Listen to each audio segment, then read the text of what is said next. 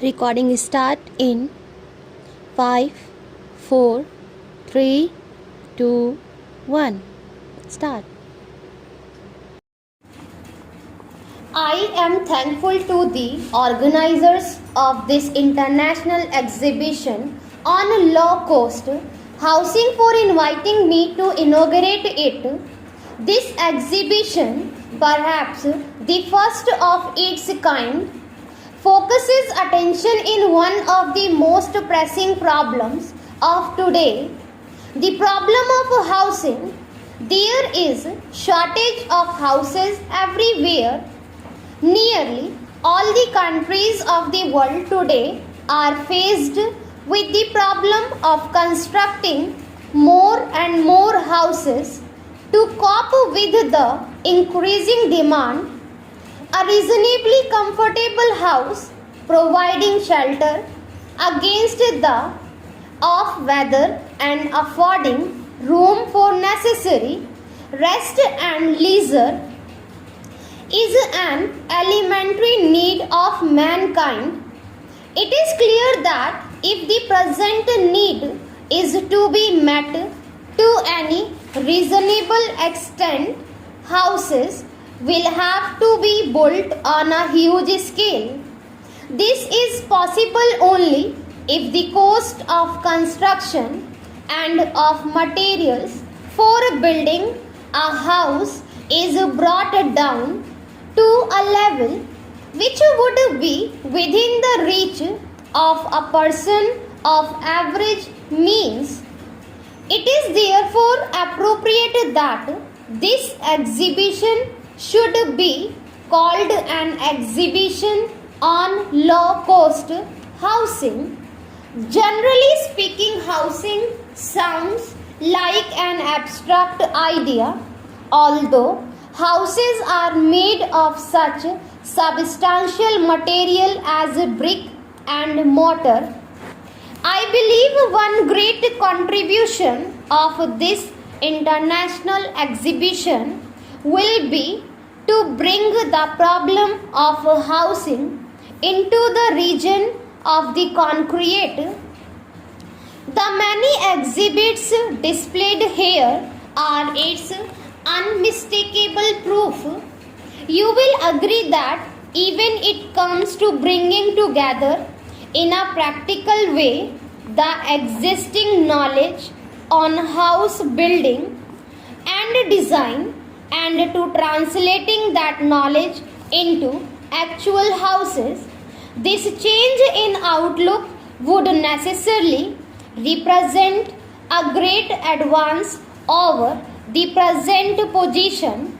This exhibition will provide a forum to professional men to exchange ideas and enable them to see the methods which have already passed the test or are still engaging the attention of planners, engineers and architects to the layman who is in need of a house. This exhibition is bound to provide a goodly choice.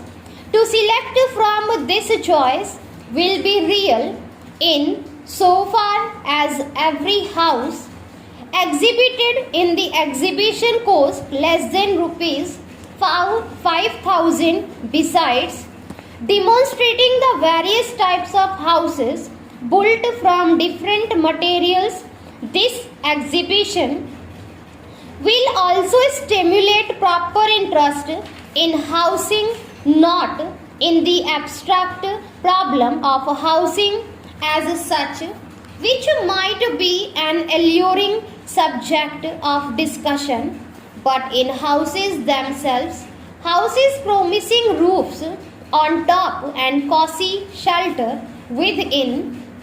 I particularly welcome the broad auspicious under which this exhibition has been arranged, as the problem of housing is common to all countries and human beings all over the world need houses to live in. It is only proper that Such a venture should take the shape of an international forum for the common good of all.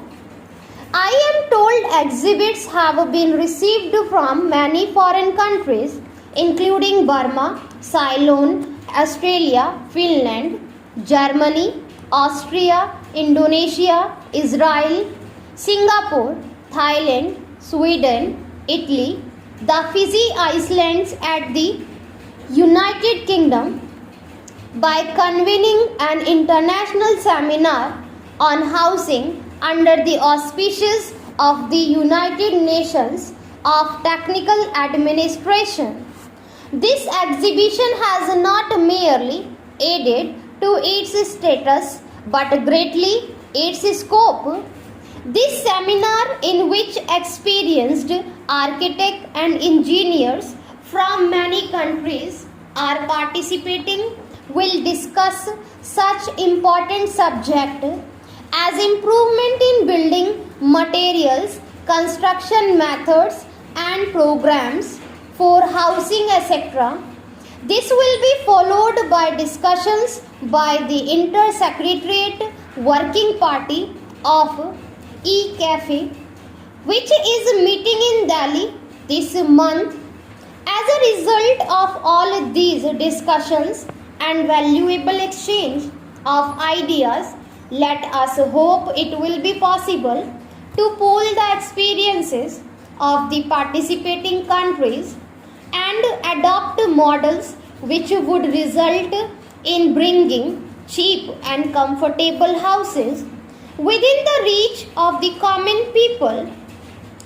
As I have said, a house is one of man's elementary needs. Ever since the dawn of civilization, or maybe even before that, when man, like beast of prey, lived in the open, the need of some kind of shelter was felt by him.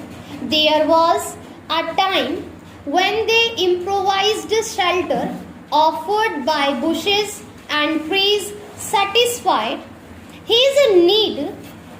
In places where trees did not grow, a rock hideout or a cave or the shade of any projecting cliff answered his simple requirements. As time passed and man learned to manipulate the twigs and branches of trees, he found leafy huts rendering better service to him. Gradually, he began to thatch and plaster these huts with mud, and so man went on progressing improvement upon his craftsmanship and selecting better and better building material till he found himself capable of raising such gigantic structure as the pyramids of Egypt.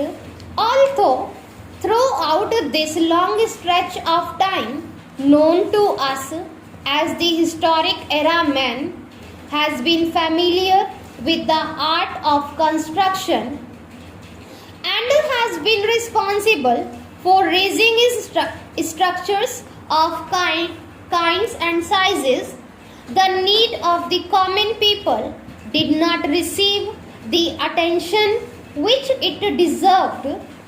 It is at once the duty and the privilege of us all living in this democratic age to think of housing and housing needs.